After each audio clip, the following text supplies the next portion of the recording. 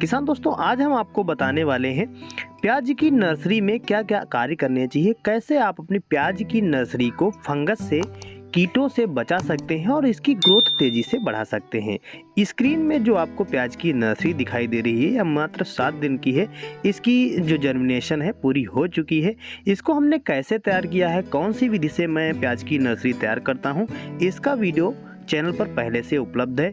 2 video पूरी detail से channel में पड़े हुए हैं, तो उनको आप जा करके देख लीजिए ताकि आपको भी पता चल पाए कि आप कैसे प्याज की नर्सरी तैयार करें, किस तरीके से आपको करनी चाहिए, वैज्ञानिक तरीका क्या है। कई सारी विधियां रहती हैं, किसान भाई अलग अलग तरीकों से प्याज की नर्सरी तैयार करते हैं, तो उसको आप एक बार जा करके ज़रूर देखें ताकि आप सही तरीके से सही और अच्छी प्याज की खेती कर पाएँ। वो किसान भाई जो सीधी प्याज की बिजाई करते हैं, उनके लिए भी यह वीडियो काफ़ी इम्पोर्टेंट है कि प्याज की बिजाई करने के बाद जब उसका अंकुरण हो जाए तो आपको क्या करना चाहिए, कैसे उसकी ग्रोथ बढ़ानी है, कैसे कीटों और फंगस से अपनी फसल को बचाना है। इस समय जब प्याज की नर्सरी हमारी जर्मिनेशन कर रही होती है, बुआई के ठीक बाद जो मिट्टी में रहने वाले कीड़े होते हैं, गिडार है और कुछ ऐसे कीड़े हैं, दीमक इत्यादि हैं, जो हमारे जो पौध होती है इसकी जड़ों को नुकसान पहुंचाते हैं। तथा कुछ ऐसे कीट होते हैं जो नाजुक जो पत्तियां होती हैं, जो ऊपर अभी अंकुरित हुआ पौधा है, उसको भी खा जाते हैं। तथा फंगस की भी समस्या काफ़ी ज़्यादा देखने को मिलती है, जिसमें सबसे भयानक रोग जो जलेबी रोग होता है।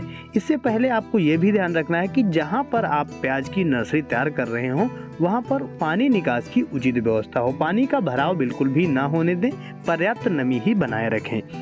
इसके बाद आपको जो कार्य करना है उसमें अगर 1 एकड़ की बात की जाए तो उस हिसाब से आप कर सकते हैं। मैं आपको यहाँ पर एक टंकी यानी अगर 15 लीटर वाली पंप के हिसाब से आपको डोज बता रहा हूँ। 15 लीटर वाली पंप में कितनी क्या मात्रा आपको रखनी है, क्योंकि हम लोग जो हमारे इधर के किसान भाई हैं छोटे क्षेत्रफल में प्याज की नर्सरी तैयार करते हैं, फिर इसके बाद वो इसका ट्रांसप्लांटिंग करते हैं, जिससे प्याज की खेती करते हैं। तो यहाँ पर आपको ध्यान रखना है 20 ml आपको क्लोरोपाइरीफास ले लेनी है, 10 ग्राम आपको साफ फंगीसाइड जो आता है उसका पैकेट ले लेना है और 50 ग्राम आपको NPK 19-19-19 या 18-18, इन तीनों को आपको 15 लीटर वाली जो पंप आती है उसमें डालकर घोल बनाकर स्प्रे करना रहता है। अगर आप इसका प्रयोग नहीं कर रहे हैं, केवल आप NPK दे रहे हैं या आप कीटनाशक केवल देना चाहते हैं, तो जो आप कीटनाशक या NPK दे रहे हैं इसके बाद आप अपनी फसल पर उपलों की राख का प्रयोग करें। मैं हमेशा ही इसका प्रयोग करता हूँ, सुबह के समय प्रत्येक 7 दिन पर उपलों की राख इस पर डाल देता हूँ। ये क्या करती है, फंगस से हमारी फसल को और ठंडक से हमारी फसल को तथा कीटों से हमारी फसल को बचाए रखती है और इसकी ग्रोथ भी काफ़ी अच्छी होती है, क्योंकि उसमें कार्बन काफ़ी अच्छी मात्रा में पाया जाता है। तो इस तरह से आप भी हमारे द्वारा बताए गए तरीकों को अपना के प्याज की नर्सरी की ग्रोथ काफ़ी अच्छी कर सकते हैं और फंगस कीटों से अपनी फसल को बचा सकते हैं।